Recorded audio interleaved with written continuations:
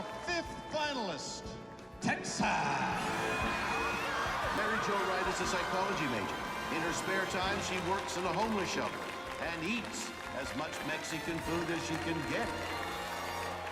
Thank you, ladies. You were magnificent. I love that movie. Welcome back to Fusion Live. And that scene you just saw was from Miss Congeniality, of course. Sandra Bullock is an FBI agent who goes undercover at the Miss United States pageant in Texas, of course. They're not to love Texas, Sandra Bullock, I love them all. And if you've ever heard the phrase, everything is bigger in Texas, then you know it includes the state's love for beauty pageants. Just to give you an idea, folks, in the Miss USA pageant, 9 of the crown winners have come from the Lone Star State. That's more than any other state in that pageant's history.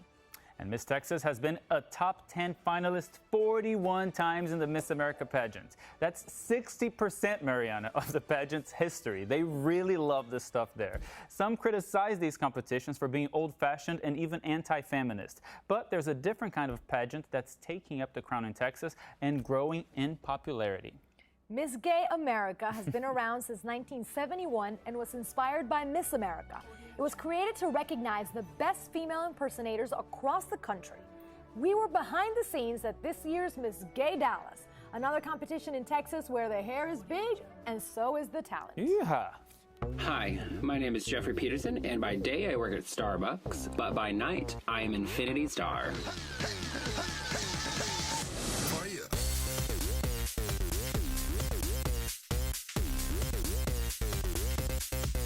I've been wanting to do drag full-time, and it'll be a good way to step into the door of doing that. Infinity came from when I first started playing with makeup. Infinity, because of the infinite things you can do with makeup. She's like the outgoing fun part where I'm kind of the calm, collective, introvert type. My big inspiration is pink. I'm actually going to be doing pink tonight for my talent. I'm hoping this is my lucky night. I've put a lot of effort into pageants in the past. We are headed to the roundup. In the back seat is the gown. It's a border best friend. I'm getting a little bit nervous.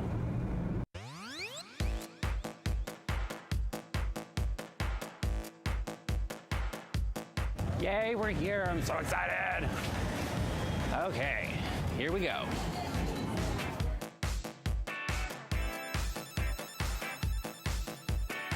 If it doesn't touch the ceiling, it's not high enough. I think Texas is kind of a conservative state, but I do think that in the recent years, it's getting there. The LGBTQ community in Dallas is quite large and it's diverse in itself. The fact that we're so diverse makes Dallas's gay scene so unique. Texas is known for great drag queens in pageants and just talent-wise, beauty-wise, everything in Texas is so much bigger and better. I'm really nervous, but getting nervous only makes me more excited about what I'm about to do. Makes me ready to get this started and see what happens.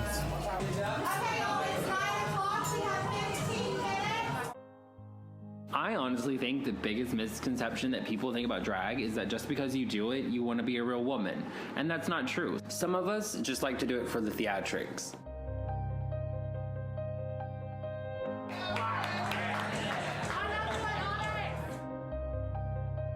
Right before I perform, I like to hang off stage, like in the wings, just kind of getting myself centered, focused. Gotta get your head in the game.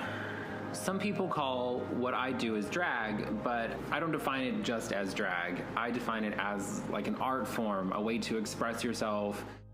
Give it up for Infinity Star. Say that I love you.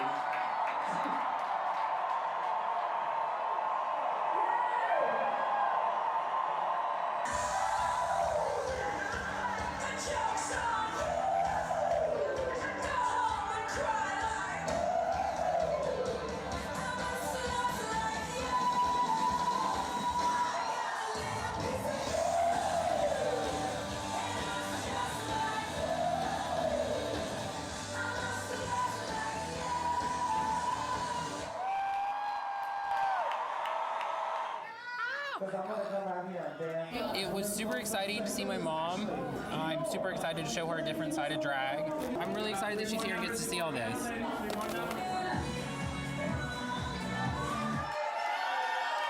There were a few really good entertainers tonight, so it's gonna be a really close call.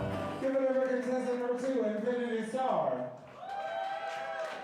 Make some noise for contestant number 3, Onyx. This is first runner-up. Please make some noise and give it up for contestant number 2, Infinity Star.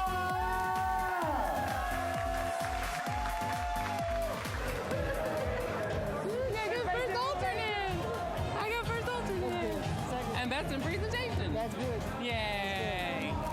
Proud of you. That's good. Very good. I am proud of you. I know. Very good. I'm glad you came. I'm going to take the critiques that I get from the judges and turn back around and apply it to my drag and come back even bigger and better.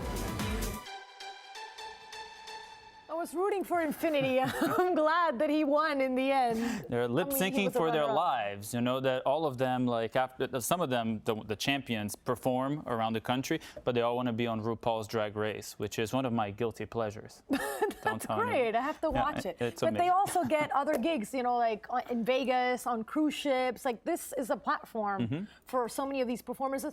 And I love that, you know, in all these competitions, there's a talent portion to it. Yeah, the parallels with regular Miss America are unquestionable. You know, like you think they have to answer questions, they have to, like you said, have a talent, they have to wear gowns, they have to wear a bikini, they have to all do all Except for the fact, and this I found really interesting, that this is the only national pageant where contestants, they're not allowed to use female hormones, or they can't have any surgery or any liquid silicone injections from the neck down. That's really interesting because, like you said, it's the only one. Because with women pageants, you know, and Miss Universe, Miss America, everything, More mainstream pageants, everybody has surgery all over the place. half of them are Venezuelan, like yourself, and half of them are Brazilian, like myself.